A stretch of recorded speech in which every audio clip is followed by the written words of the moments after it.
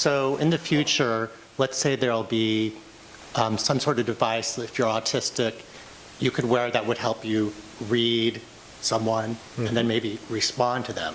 I don't think I would have a problem with that. But what happens when all of us, or everybody has a device like that, and we're able to read each other and respond to each other? It's like we're all going to be charismatic. I mean, just unbelievably charismatic. That would be just so terrible. Right. Well, what would a world like that look like? Okay. Fabulous question. It evokes a lot of different ideas from me, so I'm going to try. I know we're running out of time, so I'm going to address that as quickly as I can. The actual device that you just described was the PhD project of Rana El-Kaloubi, who was at Oxford at the time, ended up going to MIT Media Lab, worked with Roz Picard at some length, and she ended up being the other co-founder of Effectiva and is still the CEO there. She's a major leader in this field and actually developed what was at that time called the mind reader, but it ended up leading to some of the technology that they use today to be able to read emotion.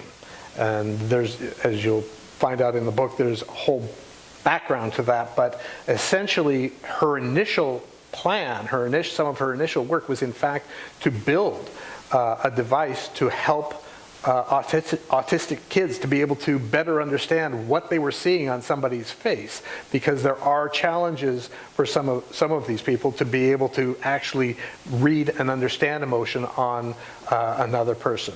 So that's one little piece that you made me think about. As far as the charismatic aspect, I am not sure that it's simply a matter that a prosthetic would necessarily do that, but I do think that there's some interesting possibilities when you consider using digital assistants that can have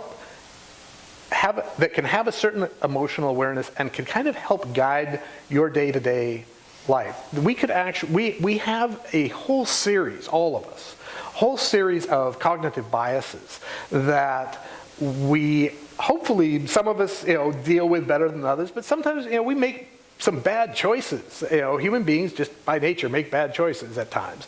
And some of these are led to by certain ways of slightly faulty logic that we follow.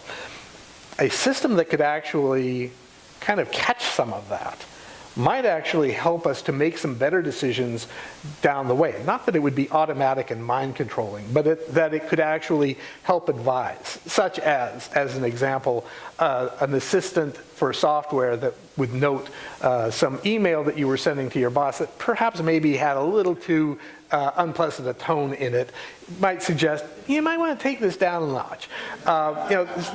These are ways that some of this technology could potentially be used.